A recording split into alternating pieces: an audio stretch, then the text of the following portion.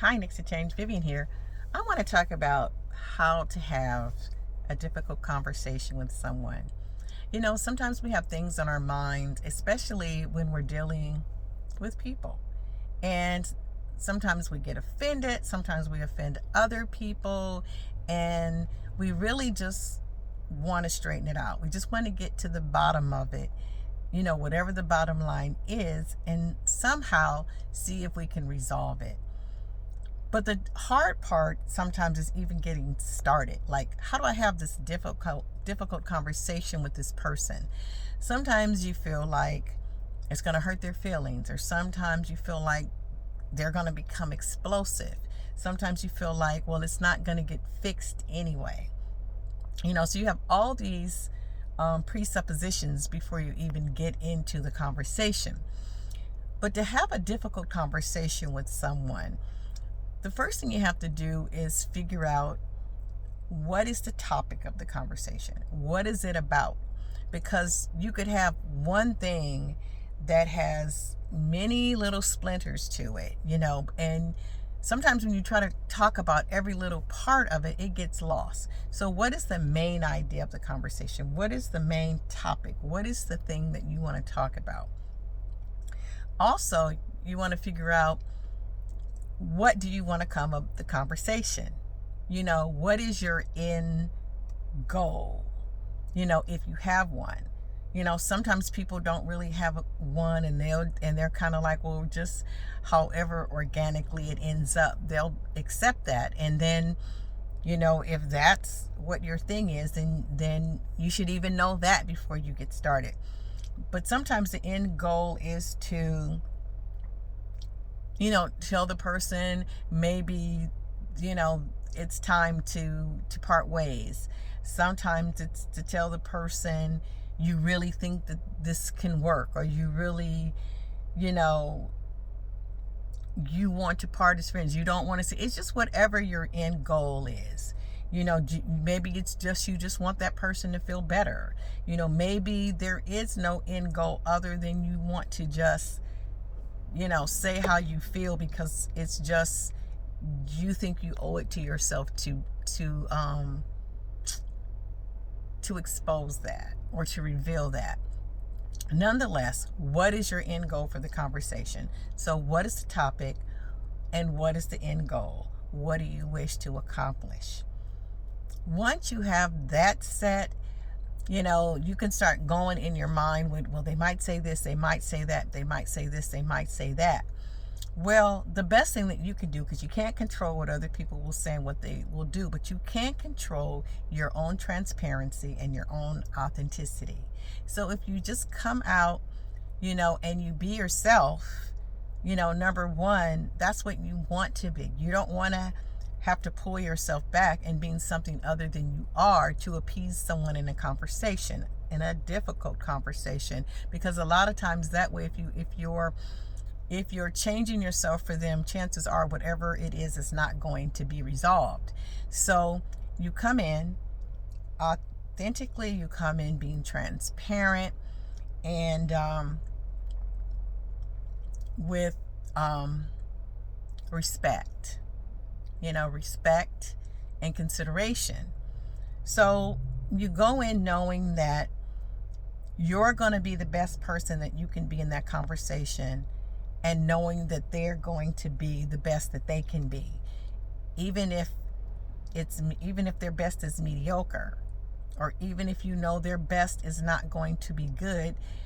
You go in understanding that both of you will be your best, and try to get some resolution. How do you start that? Perhaps you tell the person you would like to speak with them, and sometimes it's good to just give them the topic. We need to talk is kind of a thing that raises eyebrows and can cause anxiety in other people, because people usually awfulize and they think that it's going to be worse than it really is. So I'd like to talk to you about, and whatever your topic is, you'll get a response from them right then. Either, they might not want to talk about it. and that's fine. Or they might want to talk about it, but at least they know what the topic is, and they can kind of prepare their emotions and prepare themselves for what the conversation is going to be. Also, once you pick a good time and that you both agree on, and kind of be in a good space when you get that started. If you already know that you guys are going to talk, you've already put yourself in a good mental space, meaning that you're calm, but you're also into the conversation being empowered with that that mental strength that you have. You go in with that, because you're not going in, you're calm, but you're not letting all of your senses just be relaxed. Because if you go in sometimes too relaxed, you can get bulldozered over, so you go in, with the intention of giving respect, but also with the intention of not letting someone override your boundaries or be disrespectful to you. So you go in with your personal power, you go in with your transparency, your authenticity, and you go in with respect. And then you usually if it's something that you're noticing in the other person, you can start by saying, I've noticed this, and what is it that you've noticed? Usually it has something to do with the way that you're relating with that person. Oh, I noticed that that we usually do so and such a thing, and I've noticed that we don't do that anymore. That's a really simple example, and a lot of times difficult conversations are really more complex than that. But the idea is to talk about what you have observed. When you say I've noticed or observed, it's usually a behavior. So it's something that's concrete, it's something that's descriptive that you've noticed. So you're not adding any of your own judgments to it or your own personal qualifiers to whether it be good or bad. You're simply saying, this is what I've observed, and it gives the person a chance to reflect on what you've observed, and for them to answer for it. Well, yeah, I have, or yeah, this. And then you can ask them, do you want to talk about that, or you want to add something, or you give them an invitation to speak. You invite them in to to give some comments. Would you like to comment about that, or or what do you think about that, or what do you feel about that? So now it's still, there's no judgments on anything, there's no qualifiers. You simply said what you've observed, and now you're inviting them in to share something about the observation. And they've already agreed to have the talk because you've asked them before, and it's almost like an appointment that you have set up. So they can begin to expound on how they feel about it, and then when if it's something about you, if it's something that you're personally feeling, it has nothing really to do with an observation. It's just, this has been on your heart. This is what you've been feeling. You can always use I statements. I've been feeling this way lately.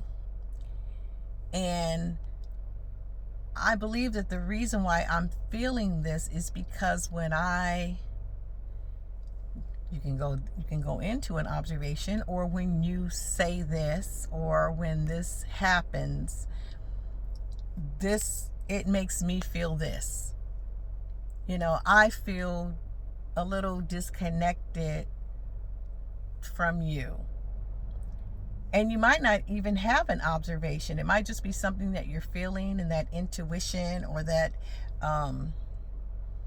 we have inner knowings. We know things. And sometimes if we declare something, we might not really have proof, and now we're ascribing something onto a behavior or something that's really subtle.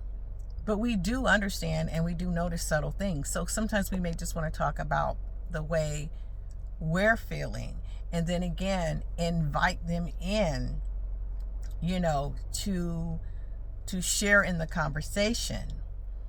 So it's never really, a pointing of the finger. It's never really just it comes in like a chastisement.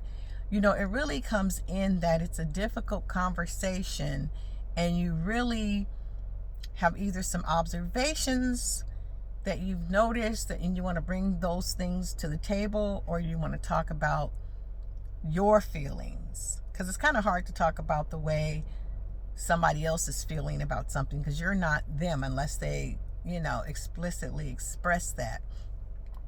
But you have that conversation, and then again at the beginning they know the topic, and you can even start off by saying, this is what I hope to come from this conversation. Because sometimes if you sit down to have a conversation with someone, and especially someone close to you, that person, when you're talking, they're not even hearing you, because they're trying to figure out what's the point of this conversation. So, and then if they feel like they already know what your end game is, either they're going to become very defensive or on the offense, and things can just get ugly because they're trying to protect themselves, because all these things are happening. So yes, when you present the topic, when you sit down for the conversation, it's a great idea to tell from the beginning what it is you hope to come to. What is your end game? What do you want to come from that conversation? And that way they already know, and then they might not even be on the same page, and they can tell you, well, I understand that this is the end that you want, but I'm not interested in that end. So basically, I hope this helps in having difficult conversations. And so remember, know what the topic is, know what you want to come of this difficult conversation, know what it is you're trying to accomplish. And at the beginning of that conversation, the person already knows the topic, because you've already revealed the topic when you ask to have the conversation. So they know the topic. When they sit down, you can tell them, this is what I want to talk about, and this is what I hope to accomplish. This is the end that I'm going towards, and respect that they might have a different end. And then be your authentic self, be transparent, and be respectful, and be the best you can be, and know that through that conversation that they too are being the best that they can be. This is Vivian here from Next to Change. Leave comments below if you have any things that you've done that have worked in your difficult conversations. Be the next to change.